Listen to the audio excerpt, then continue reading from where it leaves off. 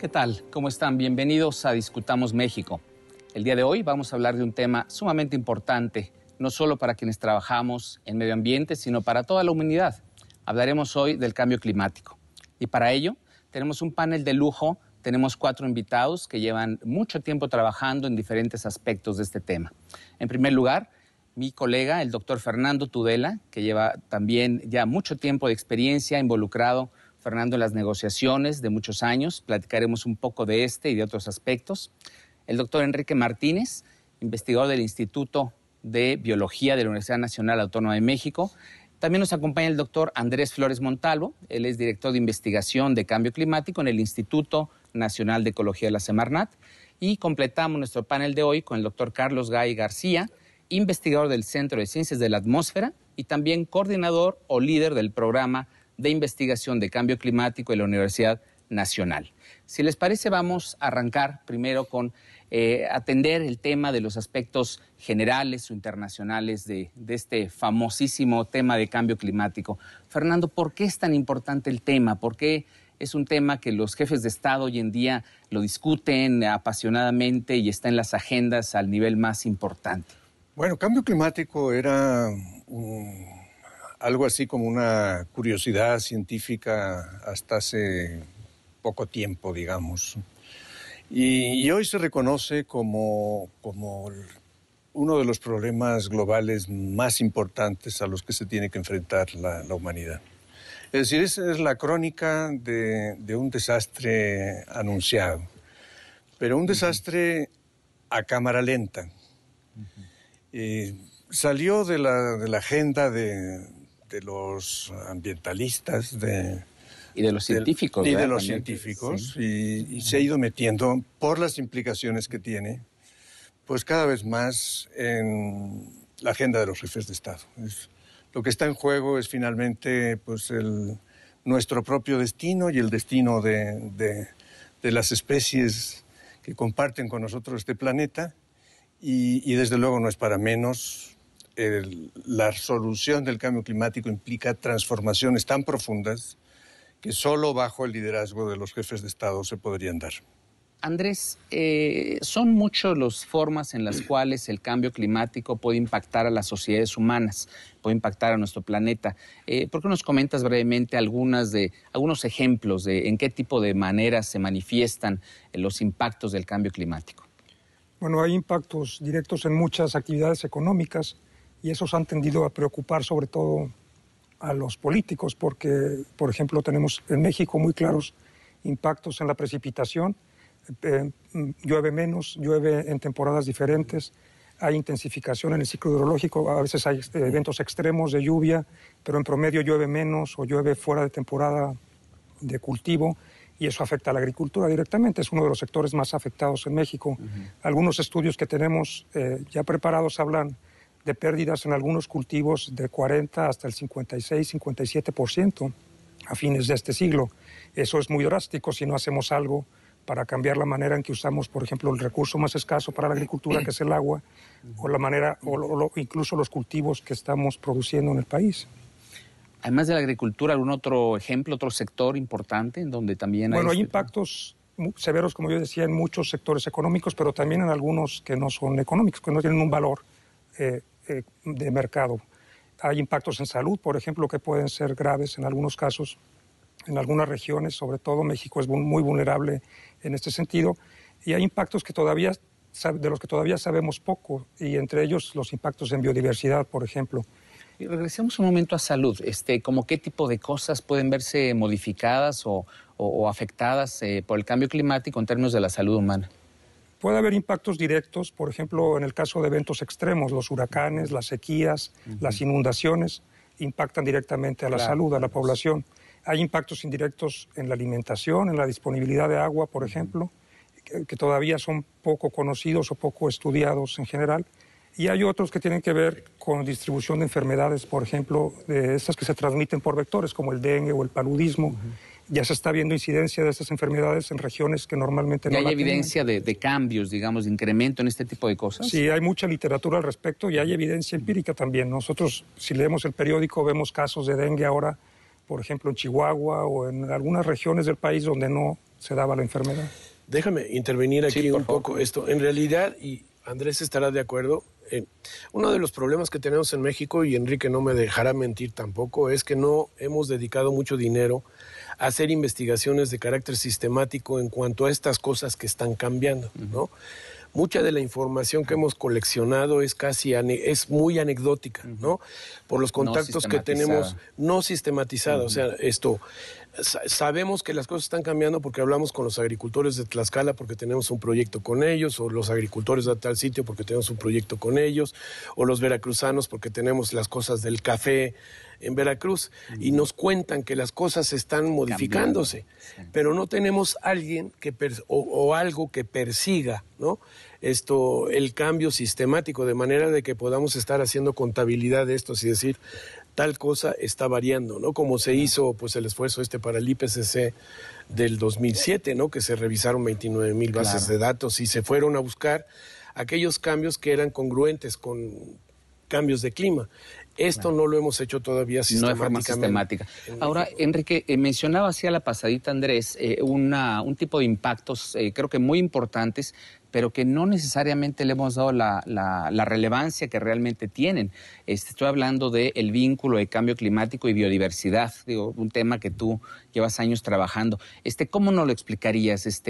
Primero, un poquito, tal vez, los problemas que de por sí ya venimos presentando de pérdida de biodiversidad y cómo viene a jugar cambio climático en esta ecuación. Sí, efectivamente, el tema de cambio climático vinculado con biodiversidad específicamente, quizá dentro de todo el mundo del cambio climático, sea de los que menos atención tiene, probablemente porque la atención política no está allí, porque no tiene efectos directos tan conspicuos al bienestar humano. Sin embargo, es fundamental. Vamos a explicarlo. Primero, ¿qué es biodiversidad? Biodiversidad se entiende por todas las formas de vida en la Tierra y todas las especies de plantas y de animales. Eso es biodiversidad en su definición más sencilla, y toda la variedad que existe dentro de ellas. De hace unos 20 años para acá, el tema ha tomado relevancia mundial porque nos dimos cuenta que estamos en un periodo de crisis en el sentido de la tasa de extinción, la pérdida de especies en los últimos 4 siglos o 5 siglos ha sido escandalosa. Precisamente este año, hace un par de meses, 2 colegas de la UNAM hicieron un análisis sobre cuánto estamos perdiendo de especies en realidad, comparado con las tasas normales de extinción. En números muy conservadores, porque no hay muchos datos para hacer el análisis, nos informan... Una estimación aproximada. Sí, que la velocidad a la que estamos perdiendo especies ahora es 6,500 veces más alta que en un periodo de no extinción masiva, de no una ola de extinción. Oye, ¿y las razones principales históricamente por qué se pierde biodiversidad? La más importante de todas es la pérdida de áreas naturales, la deforestación, que en nuestro país es un problema mayúsculo, es uno de los países con tasas de deforestación más altas en el mundo. Ahora, esto de por sí ya, como tú lo mencionas, es un problema que ya nos dimos cuenta que estamos viviendo, por eso ya estaba presente. Le llamamos a este periodo crisis de la biodiversidad, el que estamos viviendo, y nos damos cuenta también que se ve exacerbado por el efecto que tiene el cambio climático sobre las especies. Todas las especies, la vida, está ligada íntimamente a los ciclos del clima, como lo estaba mencionando. Se han venido adaptando esos ciclos. Sí, desde las especies que están muy cercanas al bienestar humano, por ejemplo, el maíz en nuestro país, pues está regulado por los ciclos del clima, de la lluvia, de la temperatura. Los sitios donde se puede cultivar ciertas razas de maíz están determinados por el clima. Si empieza a cambiar el clima, la respuesta de estas especies puede ser hacia una menor producción, o en algunos casos algunas especies se ven favorecidas con los cambios en el lugar donde se están desarrollando. En el panorama global se espera que la mayor parte de las especies se vean negativamente afectadas, no porque no se puedan adaptar al cambio o porque no puedan responder, sino porque también las actividades humanas que están causando la pérdida de las especies no están permitiendo que las plantas, los animales, se muevan a los sitios en donde podrían desarrollar sus poblaciones.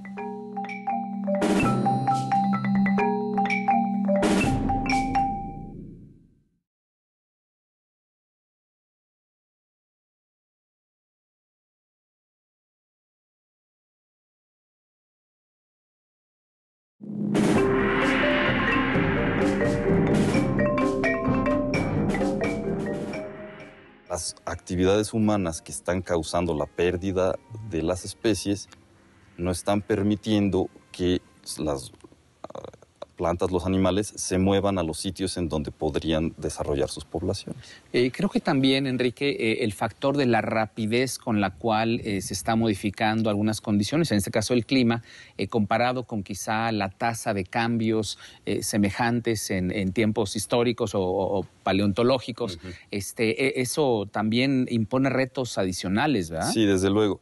Allí no tenemos información muy precisa. El último evento de cambio climático importante fue hace 12.000 años, cuando se extinguieron los mamuts, los mastodontes. Se estima que fueron algunos 1.000, 2.000 años de cambio, de proceso de cambio en el clima, aunque hay otros que dicen que pudieron haber sido en cuestión de décadas, como lo estamos viviendo ahora. La diferencia es que los ambientes naturales pues estaban totalmente libres de impedimentos. Y eso permitió, bueno, las especies que no pudieron soportar el cambio se extinguieron, las otras se movieron y aquí se mantienen. Modificaron su distribución. Modificaron original. su distribución, sí. Ahora no pueden hacer lo mismo porque ya existen zonas pelonas, urbanizadas, caminos, zonas agrícolas, carreteras, que no permiten esos movimientos naturales. Entonces, el cambio climático impone retos. Y lo que tú mencionabas, la velocidad del cambio climático, es cierto. Ahora estamos a una velocidad mucho más acelerada. En cuestión de poquitos años estamos viendo nosotros cambios. De hecho, hemos tenido unos 1.000 o 2.000 años claramente de estabilización dentro de estos últimos 10.000 años. De estos 10.000 años que se refería Enrique, ¿no? Es la salida de la última glaciación. Evidentemente estamos cambiando 5 grados de temperatura hacia arriba, más o menos la diferencia entre la última un periodo largo. glaciación, pero es un periodo de muchos miles de años. Y en estos últimos 2.000 años estamos viendo unos cambios muy drásticos de temperatura. De hecho, los últimos 1.000 años venía muy estable e incluso se podía ver hasta un poquito hacia abajo. Y en el último siglo, el último 150 años... Cambia la tendencia. Cambia drásticamente la pendiente, o sea, la velocidad con la que aumenta la temperatura.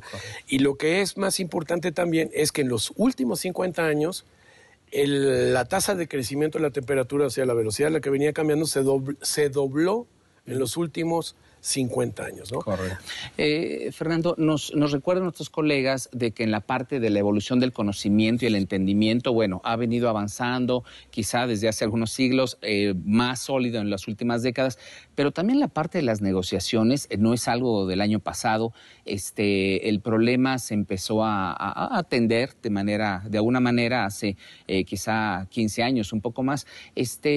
¿Cómo ha sido en términos muy generales? ¿Cómo fue el arranque de esto? ¿Y por qué la gente cuando empieza a meterse estos temas, dice, llevan las negociaciones ya, no sé, 10, 15 años y pareciera que no estamos como ciudadanos del mundo respondiendo con la velocidad de lo que la información cada vez más nos está señalando que deberíamos estar haciendo más cosas como países y como planeta, ¿no?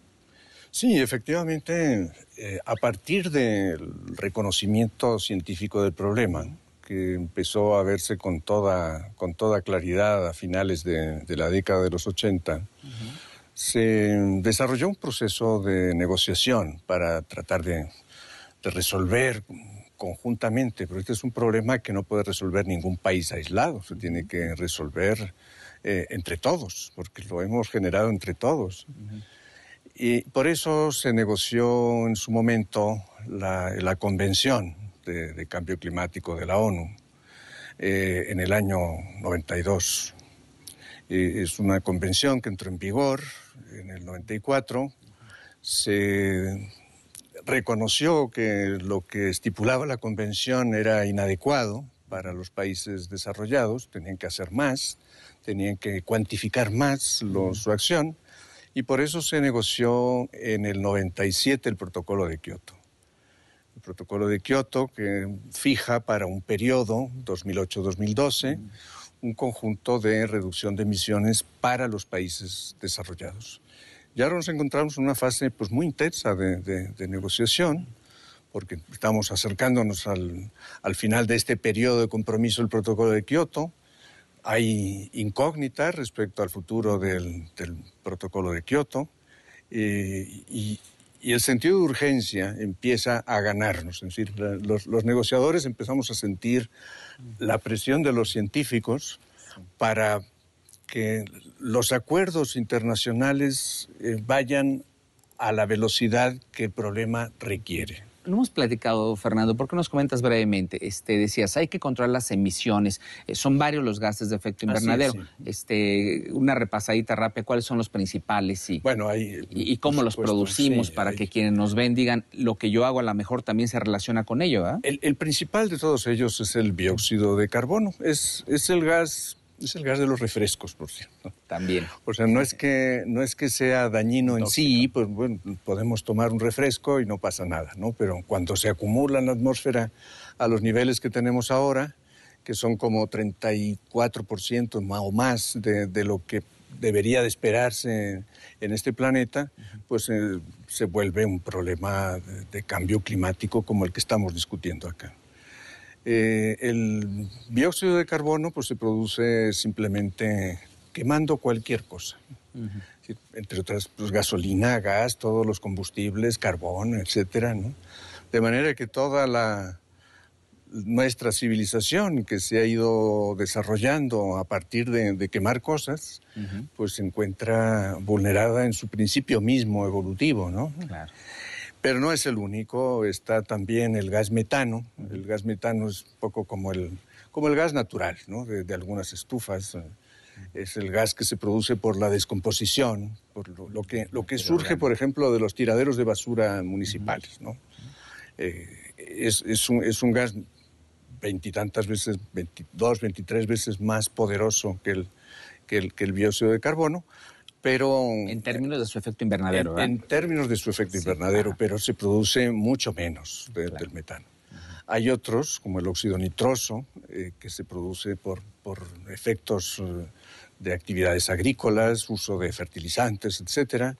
Y luego hay un conjunto de gases que se producen en cantidades mínimas, pero tienen muy fuerte impacto en el calentamiento, que son gases industriales. Carlos, ¿por qué nos comentas brevemente? Hay algunas personas que piensan que hay ciertos paralelismos, digamos, entre lo que ocurrió con el otro problema ambiental global. El primero que conocimos, la destrucción de la capa de ozono estratosférica, precisamente por la liberación de este tipo de compuestos, los clorofluorocarbonos.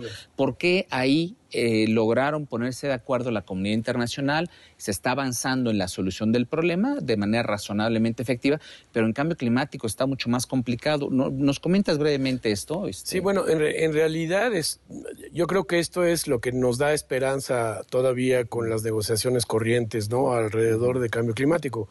Lo que pasó con los clorofluorocarbonos, los CFCs y estas sustancias que se utilizaban en industria, se utilizaban en aplicaciones médicas también, los inhalantes estos para la gente que padece asma, realmente el propulsor es un CFC. Propelentes. Entonces, en su momento lo que pasa es que estas sustancias sustituyeron a otras mucho más agresivas como podía ser el amoníaco en cuestiones de refrigeración, por ejemplo. Entonces, se inventan los químicos y los industriales de la época, dicen estos gases están muy mal, vamos a sustituirlos por otros que son muy inertes, muy inocuos, no hacen nada. Podemos usar, ¿no? Sí.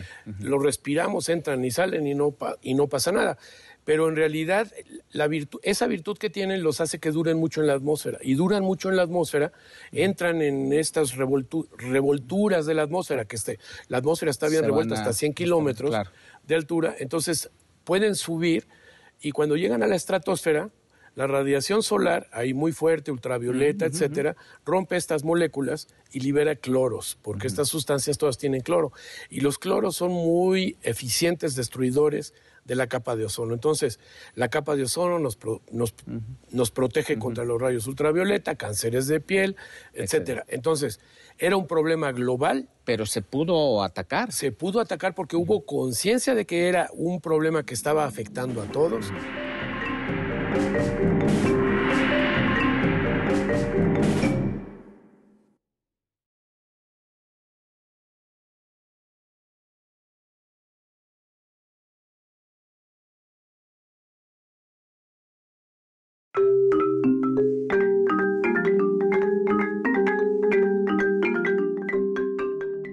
La capa de ozono nos protege contra los rayos ultravioleta, cánceres de piel, etcétera. Entonces, era un problema global. Pero se pudo atacar. Se pudo atacar porque hubo conciencia de que era un problema que estaba afectando a todos. Todo el mundo producía de alguna forma o usaba CFCs. Entonces, hay un acuerdo internacional, se discute para eliminar en Viena, esas sustancias. Para eliminar estas sustancias, que se llamó la Convención de Viena. En la Convención de Viena se decide que hay que atornillar y hay que llegar a números y límites. Se discute en Montreal.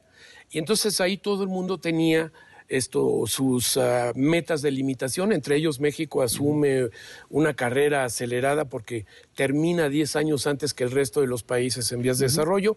Es un tratado internacional muy exitoso y parte del secreto de su éxito, aparte es la conciencia de que todos son partícipes del problema, la conciencia de que todo el mundo tiene que ser parte de la solución, lo mismo que está ocurriendo en cambio climático. Pero un poco más complejo. Pero ¿no? el problema está que ahí pues representaba unos cuantos de miles de millones de dólares.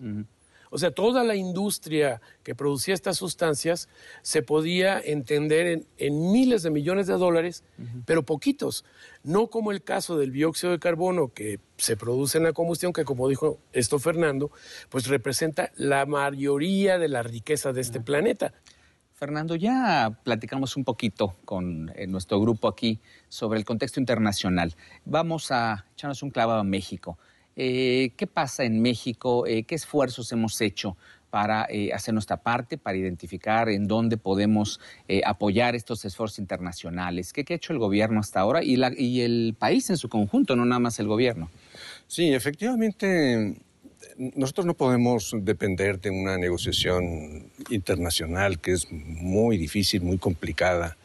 La negociación puede facilitar las cosas, sobre todo haciendo que los países desarrollados, industrializados, que generaron en un primer momento el problema, ahora lo generamos todos, pero bueno, pues que hagan frente a un sentido de responsabilidad y nos ayuden a los países en desarrollo a resolver el tema de cambio climático por el lado de las emisiones, de la adaptación, etcétera.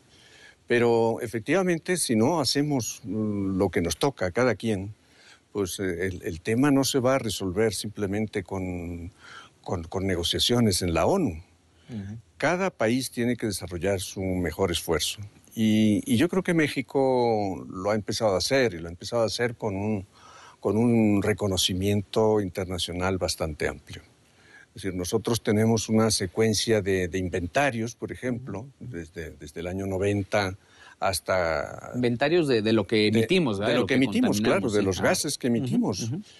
Y tenemos una buena secuencia de inventarios. Yo creo que México puede perfectamente presumir de sus inventarios, gracias al trabajo hay programas y planes también, ¿verdad? Me refiero así es, de compromisos. El gobierno ha desarrollado pues una estrategia para el cambio climático y luego un programa pues que nos vincula a todos.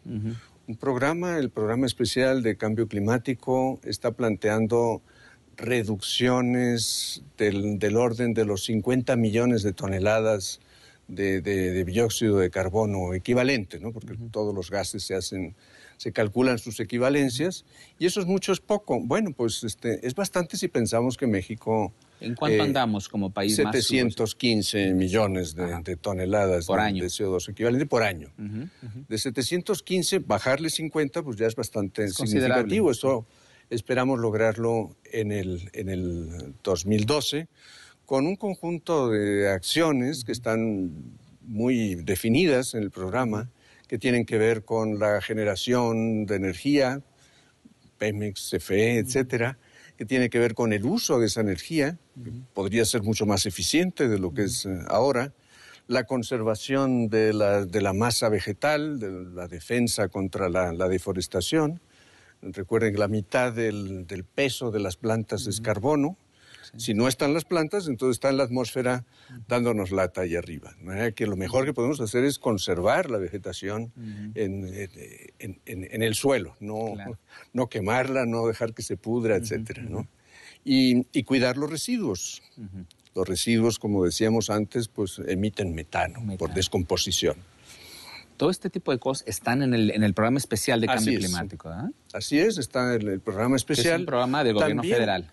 Es un programa del gobierno federal, pero también se está trabajando con un conjunto de estados, incluso con regiones, para desarrollar programas y estrategias que sean específicas de cada estado.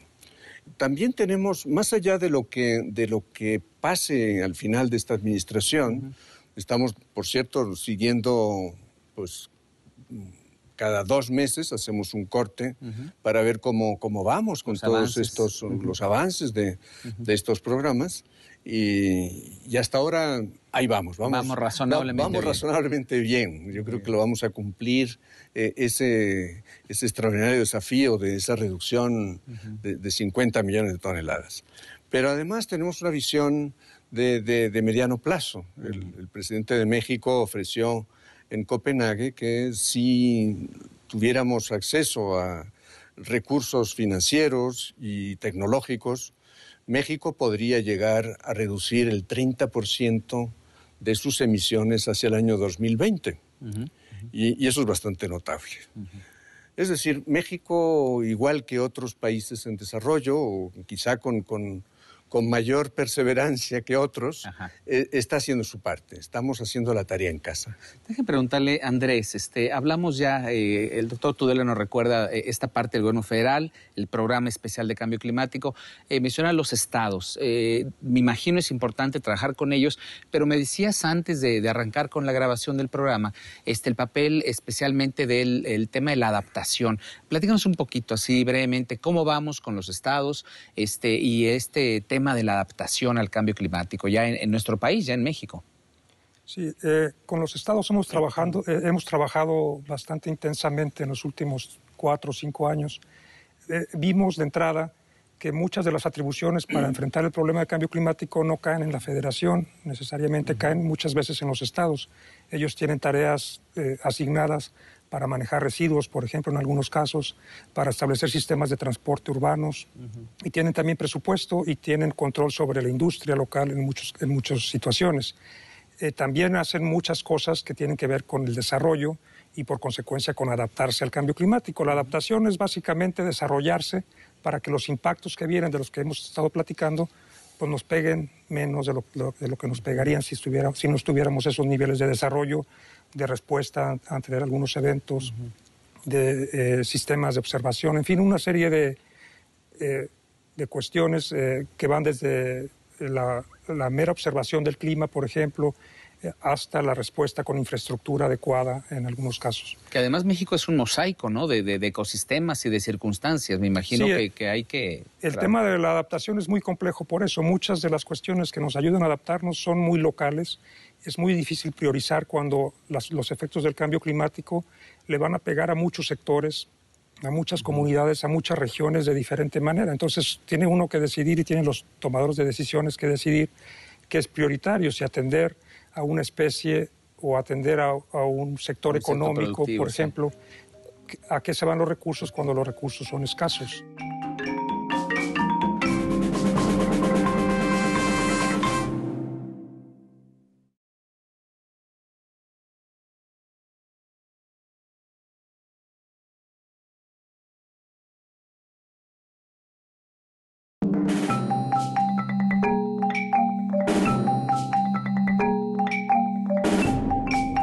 es muy difícil priorizar cuando los efectos del cambio climático le van a pegar a muchos sectores, a muchas comunidades, a muchas regiones de diferente manera. Entonces tiene uno que decidir y tienen los tomadores de decisiones que decidir qué es prioritario, si atender a una especie o atender a un sector económico, por ejemplo.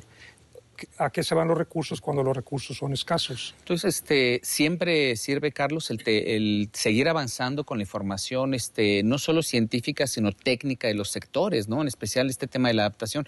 Las universidades de México, un comentario sobre el papel que juegan, esa base de construcción de conocimiento, en este caso aplicado a un problema tan importante. ¿Sientes que las universidades están haciendo su papel? Yo creo que están tratando de hacer su papel y es un problema muy complicado, muy complejo, es un problema técnicamente muy complicado en el que a fuerza se necesita la participación de las universidades y de los conocimientos que pueden generar. O sea, de muchas disciplinas, ¿verdad? No nada más científicos tradicionales duros, sino pues sociales, tenemos la parte social, económica. Es importantísimo determinar cuánto le va a costar al país o cuánto le costaría. Es importantísimo saber, en comparación con otros países, cómo le estaría yendo, porque el comercio, como decía Fernando al principio, todas estas cosas van a cambiar. Este programa nuevo que tiene la UNAM, que tú diriges, ¿intenta ese enfoque interdisciplinario? Ese es el punto, ¿no? Precisamente el PINC, o Programa de Investigación en Cambio Climático de la UNAM, pretende de alguna forma acercarse a todos los investigadores de la UNAM dentro de sus respectivas disciplinas que van desde lo social y lo humanístico hasta lo científico y técnico más duro, porque los problemas en cambio climático pues son problemas multidisciplinarios e interdisciplinarios. ¿Están trabajando bien científicos de diferentes disciplinas juntos? Estamos tratando escuchándose unos a otros para... Sí, estamos haciendo un ejercicio que, Enrique, pertenece a los grupos, digamos, más activos, ¿no? En tratando de comunicarnos con gente con la que, pues a lo mejor nunca habíamos tenido oportunidad de hablar, ¿no?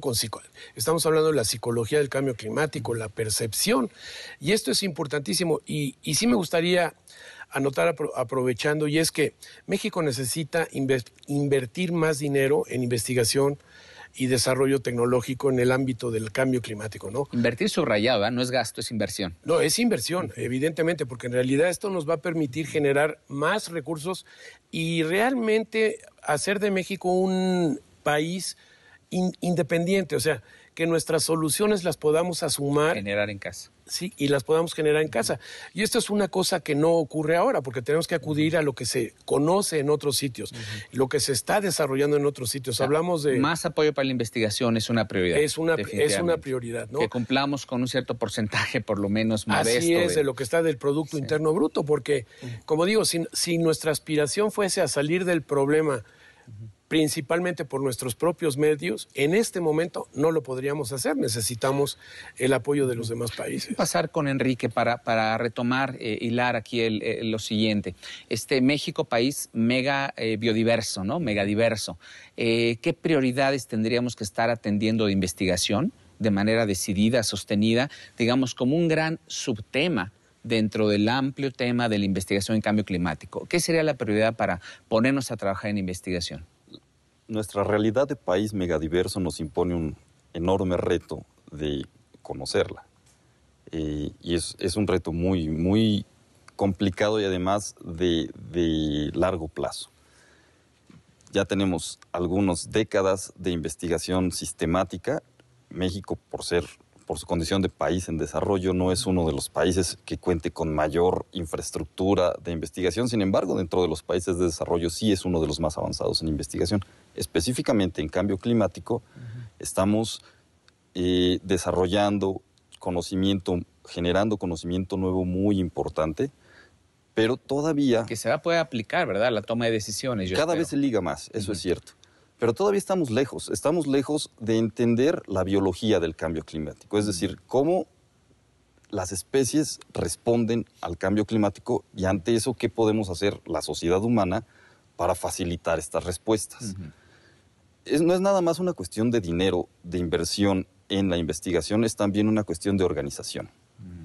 Existe información para México desarrollada por grupos individuales, pero regada por todas partes. Oye, perdón, y tenemos también algunas instituciones que complementan a la parte de investigación. Tenemos la Comisión Nacional de Biodiversidad, la CONABIO, tenemos la Comisión de Áreas Naturales Protegidas. Entiendo que ustedes, como investigadores, trabajan cada vez más de cerca con estas instituciones. Eso, ¿no? Es cierto, y creo que eso es uno de los pasos más importantes que se ha dado en la última década. Ligar la toma de decisiones con la investigación científica. Es decir, cada vez más la toma de decisiones está apoyada con el conocimiento. Eso es una visión optimista. Todavía yo creo que se anteponen los intereses económicos sobre las decisiones estratégicas, pero estamos avanzando en esa dirección. Déjame que meta mano un segundo, como propaganda del PINC, ¿no? El PINC, otra cosa, lo que pretende es producir investigación que sea útil para la toma de decisiones, ¿no?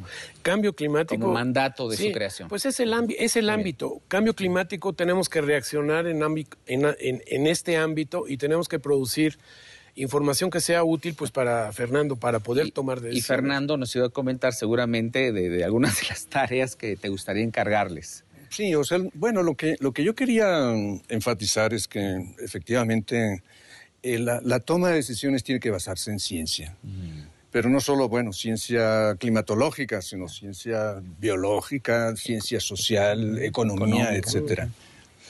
Y ahí al respecto, pues hay que recordar que efectivamente combatir el cambio climático cuesta, nos está empezando a costar también en México, pero no hacerlo a todos los habitantes de este planeta nos va a costar mucho más. Mucho más. Y además, no solo es un tema de a ver cuánto dinero le metemos para hacer frente a un desafío global de esta dimensión, sino que hay que reconocer que también hay una oportunidad ahí. Es decir, combatir el cambio climático nos permite ser más eficientes, quemar menos combustibles, quemar mejor. Nos permite cuidar nuestros ecosistemas, nuestros bosques, nuestra biodiversidad. Creo que hay mucho que ganar también. Es decir, México podría ser uno de los países que pudieran comprobar a nivel mundial que efectivamente se puede hacer frente al cambio climático y no sacrificar la calidad de vida de los mexicanos, las mexicanas. Es decir, podemos desarrollarnos y al mismo tiempo, a base de eficiencia, lograr contribuir al combate al cambio climático de una forma muy significativa. Para irnos acercando hacia el cierre, ¿por qué no nos das un comentario breve? ¿Qué esperar de la COP16 aquí en México? Vamos a ser anfitriones de esta gran conferencia a fin de año. A los demás en un momento también les pediría un comentario breve, final, sobre qué esperar de esta conferencia. Bueno, tenemos una cita mundial muy importante. México no solo es el anfitrión, sino que trata de ejercer un liderazgo y lo está empezando a ejercer en el proceso de negociación. Es decir, el proceso de negociación encontró en Copenhague pues, dificultades que son del dominio público y bueno, necesitamos reforzar la negociación, los resultados de la negociación, de tal forma que todos los países aprueben un régimen que sea equitativo, que sea eficaz. Que se pongan de acuerdo. Que se pongan de acuerdo en relación con qué tiene que poner cada quien, cuál es el nivel de responsabilidad de cada quien. Y eso, con todas las frustraciones que hubo en Copenhague, pues tenemos aquí la ocasión de comprobar que el mecanismo de la ONU de ponernos de acuerdo funciona.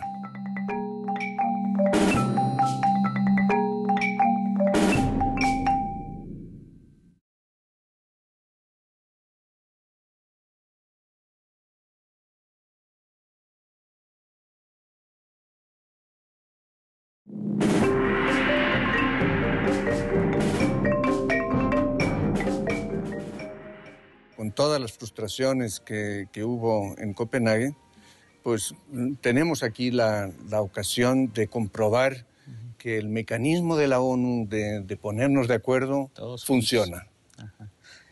Andrés, estuviste con el doctor Tudela y otros compañeros hace unas pocas semanas en Bonn, en unas sesiones de negociaciones.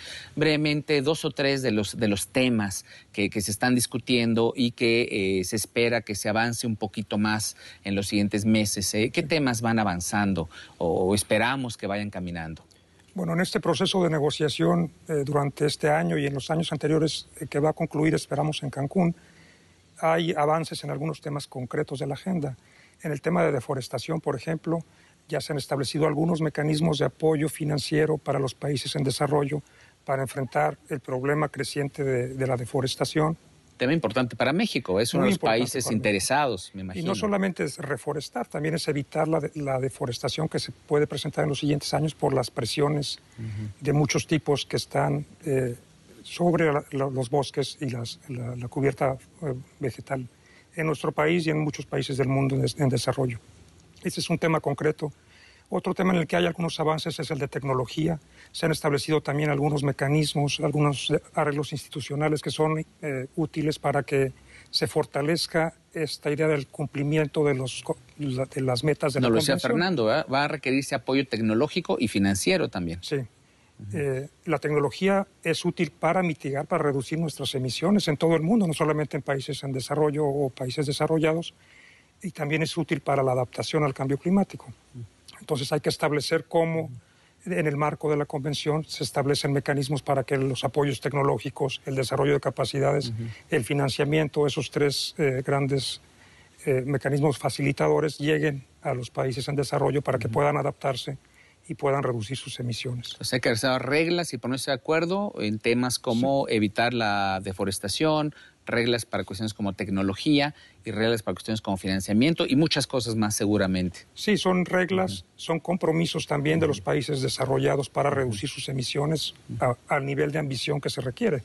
Sobre todo es esto, es establecer el escalamiento de lo que ya existe, un poco de los esfuerzos para que el reto del cambio climático se enfrente con la suficiente ambición. ¿Qué te gustaría ver, Enrique? ¿Te gustaría que hubiera más atención dentro de las discusiones de cambio climático a ese otro tema que no es independiente, el de la pérdida de biodiversidad? A mí me parece que se tiene que empezar a cambiar la visión sobre los recursos naturales a una cuestión de estrategia de sobrevivencia. En el caso de México, una estrategia de seguridad nacional. Entenderlo así, ¿verdad? Sí, que no es un aspecto técnico, científico nada más. Ni se queda en lo ético, de que debemos de conservar por nuestra condición de sociedad consciente sobre las demás especies en el planeta. Es una cuestión de seguridad nacional. Todos dependemos de los recursos naturales de manera directa o indirecta por los bienes y servicios que nos otorgan. A eso se le conoce como servicios ecosistémicos. Y en la medida en que nosotros procuremos por esos recursos, es en la misma medida que nosotros vamos a poder gozar de sus bienes y sus servicios. Y no nada más de los beneficios, sino de los perjuicios que también se manifiestan a partir de los recursos naturales. Por ejemplo, hace un rato Andrés nos hablaba del dengue. El dengue es una enfermedad que es transmitida por un mosquito que no es mexicano. Es un mosquito africano que vino de alguna forma, llegó a México y aquí ha encontrado el paraíso. Condiciones adecuadas. Sí. Bueno, este fenómeno de la invasión de especies de otros lugares está universalizado, globalizado. Ahora en México es uno de los principales problemas dentro de los recursos naturales. Es una combinación de problemas o de fenómenos que ponen a los recursos naturales en una situación de riesgo importante. En la medida que nosotros estemos conscientes, divulgamos esa información y lo entendamos. Que entendamos esos vínculos. Lo asumamos y actuemos en consecuencia, eso sería la dirección en la que sería conveniente manejar. Carlos, un comentario final. En México, la ciencia a futuro y aprovechando que vamos a ser anfitriones de la COP16. Brevemente, ¿qué esperarías? Si tú pudieras escribir los siguientes pasos, ¿qué sería lo deseable? Insisto, vinculándolo con el hecho de que tendremos este gran reflector sobre nuestro país, que ya empezó al ser anfitriones de la siguiente conferencia. Bueno, la COP16 para México es un reto enorme y en cierto sentido magnífico, porque cualquier y a la luz del relativo desastre, en mi opinión, de Copenhague en realidad lo podríamos hacer desde bien, muy bien y magnífico, ¿no? Y en realidad uno de los retos principales que tiene México es esto, devolverle a las negociaciones la esperanza, ¿no? De que podemos llegar a acordar, pobres y ricos, así coloquialmente, países pobres y ricos, que podamos acordar algo en que es por conveniencia de todos, ¿no? Ahora, desde el punto de vista egoísta de la ciencia en México, a mí me encantaría ver que no solo que a partir de la COP16 como coyuntura, pues los apoyos a la investigación en estos campos se multiplican. Se fortalecen, se multiplican. Enrique, y se ha venido diciendo aquí, la adaptación se hace a nivel local, y para hacer la adaptación a nivel local se necesitan recursos a nivel local y se necesitan muchos recursos. Entonces a mí me encantaría ver que estos flujos de tecnología y estos flujos de conocimiento y de dinero que se pudieran generar en las negociaciones internacionales, parte de esos flujos se pudieran canalizar a la investigación científica y desarrollos tecnológicos. De no darse, igual México tendría que invertir. Me encantaría que México invirtiera, porque pues tiene esa oportunidad de ser un país extraño, no es un país completamente en desarrollo, no es un país desarrollado, es un país que está a medio camino entre estos, y ese papel que pudiera jugar es sumamente importante, pero lo va a hacer reforzando sus estructuras de conocimiento, de planeación, etcétera, ¿no? Se nos está terminando el tiempo, pero yo quería agradecer a nuestros panelistas, a Fernando Tudela, a Enrique Martínez, a Andrés Flores, Carlos Gay, por sus comentarios. Es un tema que da para mucho. Cada uno de los subtemas que ustedes tocaban se antojaba una discusión, dedicarle un poquito más de tiempo, hacerle más justicia, pero seguramente habrá oportunidades de continuar trabajando y discutiendo y comunicando sobre todo a una audiencia mucho más amplia, muy especialmente a los tomadores de decisiones, que reconozcan que estas cuestiones, lo decía Fernando, Enrique y los demás, son de la mayor prioridad, tienen todo que ver con nuestras posibilidades de desarrollo. Nos va a costar más no hacer lo que es correcto. No es un lujo la investigación, es un imperativo. Y ese vínculo del conocimiento con las políticas y el reconocer muy especialmente que los ecosistemas, los recursos naturales nos dan servicios, nos apoyan para que tengamos una productividad muy importante, y que más vale a nuestro país, igual que a otros, el mantenerlos. Les agradezco mucho, de verdad, su participación, y vamos a estar muy pendientes de diálogos futuros. Muchas gracias. Muchas gracias a todos.